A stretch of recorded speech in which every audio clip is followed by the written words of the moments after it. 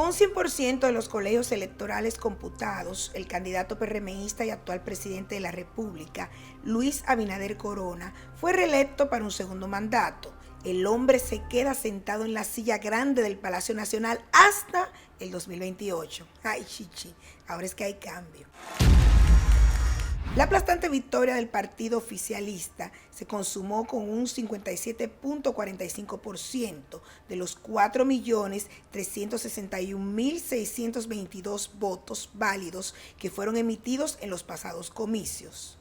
Esta victoria electoral, en mi caso, es la última, porque respetaré los límites en la Constitución en los términos de la reelección. No importa lo que él diga, todos han dicho lo mismo, ¿no? Pero bien, la Constitución lo dice. Hay que hacer un trauma nuevo para cambiar la que se reelija. Pero vamos a poner que no se reelija. ¿Cuántos candidatos comienzan a correr en el marco del PRM solo? 8 por lo menos. 8 son candidatos ahora. Entonces el PRM entra al nuevo periodo dividido políticamente. Por eso el presidente de la República sale hablando rápido de unidad nacional. Los colegios electorales abrieron sus puertas a las 7 de la mañana y cerraron sobre las 5 de la tarde. El proceso fue matizado por algunas incidencias. En horas de la mañana, varios miembros de la oposición denunciaron que en algunos colegios figuraban boletas premarcadas con la cara de Abinader. ¡Qué detalle! El director de elecciones de la Junta Central Electoral, Mario Núñez, dijo que se investigaría la denuncia. Para bien, el incidente no detuvo el desarrollo de la jornada y las boletas premarcadas fueron sustituidas. El artículo 316 de la Ley 20-23 del régimen electoral condena de 1 a 3 años de prisión varios delitos, entre ellos la compra o venta de cédula, un mal que sigue arraigado en el quehacer político nacional y que no se queda en ninguna elección. Ellos me pidieron el favor y le guardé la nevera y le metí la comida ahí. Cuando yo lo vea, yo te lo voy a allá adentro trancado, él está allá adentro trancado. Bueno, pues tú entras y lo buscas. Sí, señores. Es un traidor. Sí, señores, bueno. Entonces, ustedes ven, esta es la situación que se está dando. Entiendo que debe ser investigada para poder conocer la realidad. Tiene que crecer más la conciencia y la madurez de la clase política dominicana. Eso escapa al control de la Junta Central Electoral. Eso escapa al control de la Policía Electoral. Eso escapa a los organismos internacionales de vigilancia, a los organismos como la Participación Ciudadana que hacen las observaciones y las consideraciones para que los procesos electorales guarden cierta decencia. Es la clase política que descompone eso, porque si un partido dice yo no voy a comprar, el otro compra. Entonces eso ha sido difícil controlar. Creo que una pobreza del crecimiento y la madurez política dominicana, todavía pensar en compra de votos, en intercambio de votos por bienes. Una de las denuncias más notorias se dio en el Politécnico de los Jardines, en Santiago, donde funcionaban varios colegios electorales. Allí se utilizaba una carpa de la Cruz Roja, donde supuestamente se cometía el delito en cuestión. Críticamente es una población que no pondera el valor del voto. Mal acompañada por una clase política que lo alimenta, pero también con una población que no valora su voto en términos de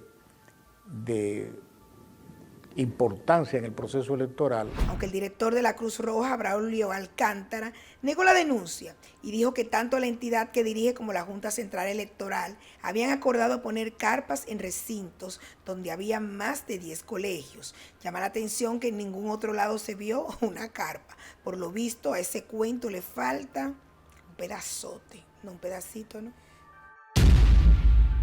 A mi particular y humilde parecer, esos son fenómenos reales que se dieron. No creo que hayan sido significativos en la determinación de los resultados que se ofrecen. Porque los fraudes electorales no están el día de las votaciones, se construyen a través de un proceso. Aunque nadie pagó por delitos electorales cometidos hasta ahora, no es secreto que las viejas y fraudulentas prácticas para llegar al poder fueron piezas jugadas por muchos de los que se disputaban un cargo.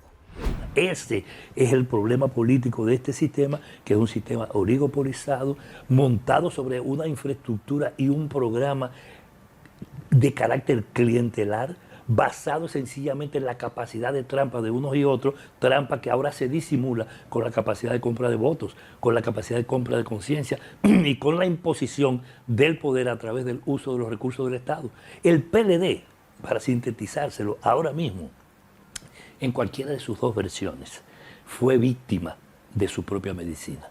Lo que el PLD le hizo al PRM, lo que le hizo al PLD, o lo que hizo al PRD y lo que posteriormente le hizo al PRM también, es exactamente la misma medicina de la que se le dio a beber luego que de que el pueblo dominicano saliera de los gobiernos PLDistas. Para estas elecciones las riñas no trascendieron. Se registró un hecho violento en el que Pavel Antonio Rivera resultó herido de bala en una pierna en un centro electoral de Herrera. Un caso aislado fue la muerte de Ignacio Elena Escoto, de 65 años, quien murió a causa de un infarto fulminante mientras hacía la fila para ingresar a un recinto electoral en Dajabón. Para muchos, estos comicios fueron uno de los más pacíficos que registra nuestra historia. En este momento fue así, pero eso no quiere decir que nos hemos liberado de ese tribalismo con el que las elecciones se pueden manifestar, las pasiones y los desbordes de las pasiones y las truchimanerías de los partidos políticos en el proceso electoral. Este es un proceso que ha sido mucho más pacífico. Y ha sido mucho más pacífico por dos razones fundamentales. Por el nivel de control ciudadano que se ha ejercido desde el poder, desde todos los ángulos políticos. El proceso electoral fue tan atípico que ni manifestaciones en la calle habían, ni flequitos, ni bandereo.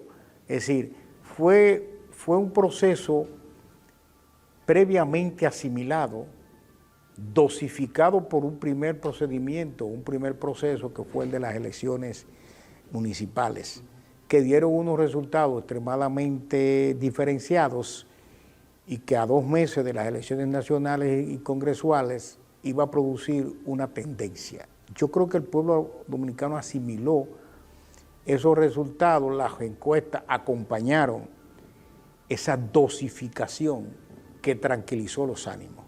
Por el hecho de que los ánimos de los votantes estuvieran controlados, queda la pregunta.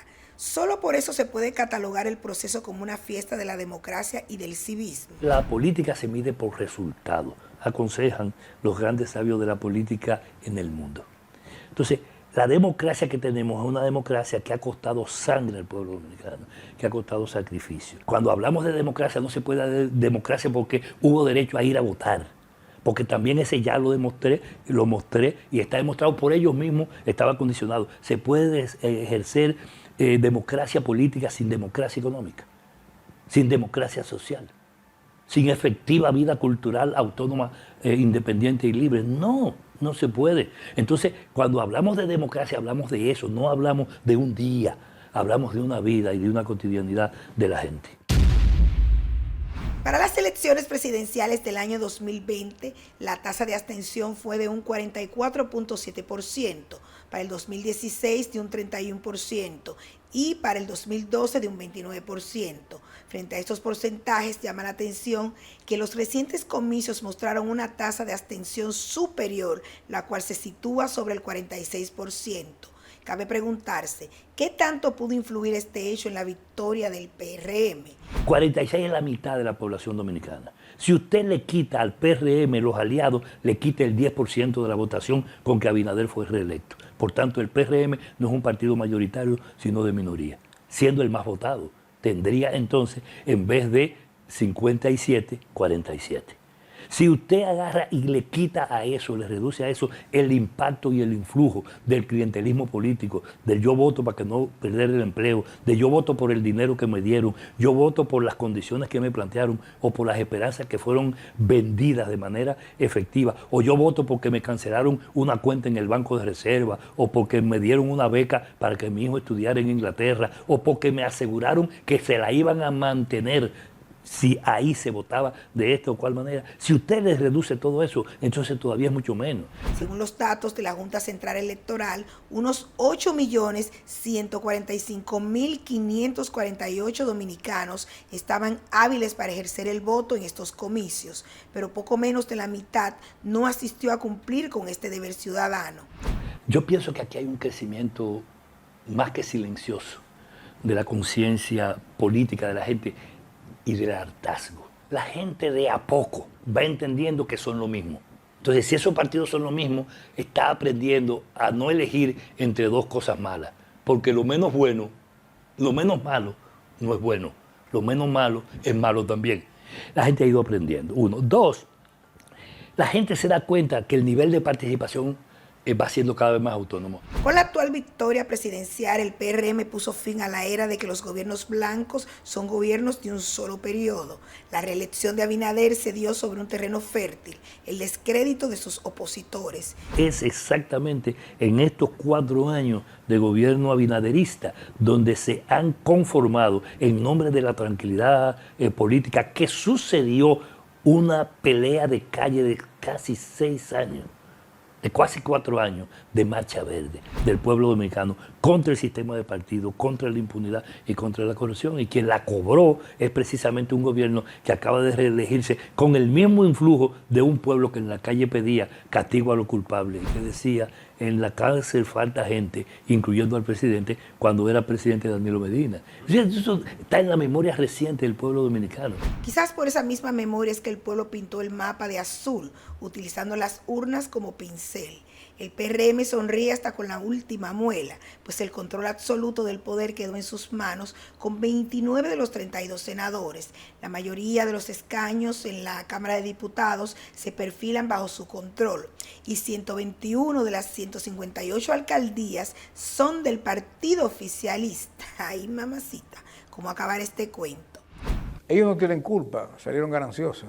Eso se podría decir desde la acera del triunfador, pero no es sano para la democracia. No es sano para la democracia, porque la democracia es la diversidad de opiniones, la conjunción de opiniones diferentes y el consenso. Cuando tú le das mucho poder a un partido, eso tiende a producir un desequilibrio en la ejecutoria gubernamental. Habría que ver cómo se empodera el gobierno que viene, sabiendo ya que el presidente tiene ciertas actitudes de humildad y de consenso y ha tratado de arreglar algunas cosas a partir de un perfil de personalidad que tiene distinto, no se le ve como un autoritario, pero es una cosa el presidente acoge el partido y los poderes que el partido tiene, que le vino como resultado de unas elecciones democráticas, lo que quiere decir que es legítimo y legal. La reciente historia nos hace volver la vista atrás. No es la primera vez que un partido concentra todos los poderes del Estado en sus manos. En su momento lo hizo el PLD con Danilo Medina, quien arribó a su segundo mandato con un 61% de los votos computados en las elecciones generales del año 2016, un hecho histórico que refrendó su popularidad ante el pueblo. Pero en su segunda gestión, ¿saben qué? Los escándalos de corrupción, la permisividad de sus funcionarios, la impunidad y otros males, acentuados gracias al poder absoluto del que gozaba el gobierno, llevaron a Danilo y al PLD al escarnio y desmérito social. La reelección, sin dudas, es un arma de doble filo. Es una cuchilla en manos del pueblo que reposa sobre la garganta del gobierno, pero en especial del gobernante, del presidente Luis Abinader. ¿Qué hará con eso? Todo lo que pase aquí no va a ser culpa de nadie. Se pasaron 4 años echándole la culpa al PLD. ¿Y en estos 4 a quién se la van a echar? Cuando se profundice la privatización, cuando siga subiendo la energía eléctrica, cuando los servicios se pongan, cuando la educación continúe inservible a pesar de la inversión que se hace, cuando continúe la persistencia de los problemas eléctricos y hagan negocio solo los generadores o los mafiosos que controlan la distribución de la energía en el país. El tema de corrupción e impunidad en este país no puede ser suprimido. Y como no puede ser suprimido, el gobierno actual, con tanta mayoría, con tanto control del país, ahora es responsable. Ahora no puede decir que el aparato judicial, que el aparato legislativo, que el aparato ejecutivo estaban contaminados y que la ley de contrataciones públicas y que la ley de administración pública no le daban capacidades de actuación. Ahora lo tiene todo. Las cartas están echadas sobre la mesa para el PRM. La forma en la que sorteen los retos que tienen por delante como organización política será lo que defina si para el 2028 el cambio sigue o se estanca. Aquí hay un vacío del liderazgo político, una crisis efectiva, real del sistema institucional que descansa en una situación todavía no advertida, pero de problemas estructurales serios en la base económica de esta sociedad, que va a complicarse en la medida en que no haya satisfacción para las demandas sociales y las demandas populares en los próximos 2 años.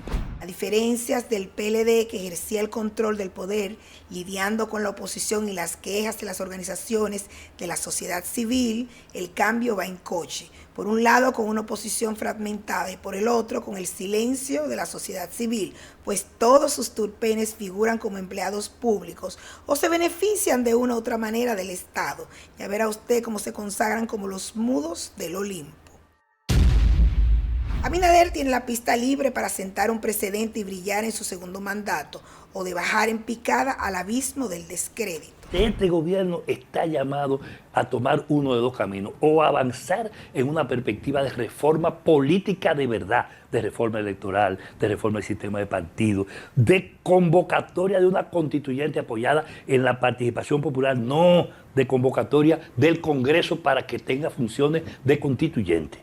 Porque eso es la misma chercha que han hecho siempre. Y además tiene que sortear una crisis que no puede seguir siendo simulada sobre la base de favorecer al gran capital financiero y a los grandes industriales de este país. Viene una situación de desafío para esta política. Por eso me atrevo incluso a adelantar que el presidente de la República tendrá que dar señas de un gobierno, de un grupo de ministros y de un grupo de gobierno efectivo, de funcionarios, con una tónica pseudo-populista. Los numeritos de las recientes elecciones dejan un panorama político que durante los próximos 4 años será tema a discutir. La Fuerza del Pueblo, que llegó a computar el 28.85% de los votos, se sitúa como la mayor fuerza de oposición, y por detrás de este y en un último rincón, el otrora y poderoso PLD, que computó tan solo un 10.39%, disminuido totalmente, destruido los morados. Aquí el PRM lo que ha hecho con el liderazgo del presidente Abinader es crear las condiciones para que la discusión política sea entre el hijo de Leonel Fernández y el leonelismo recompuesto, porque no será sobre la base del danilismo, porque el PLD quedó como sigla pulverizado, y recompuesto en la votación a través de Leonel Fernández. Partidos que antes figuraban en posiciones privilegiadas, relegados y probablemente condenados al olvido. PRD y el Partido Reformista son 2 espacios de despojos en disputa.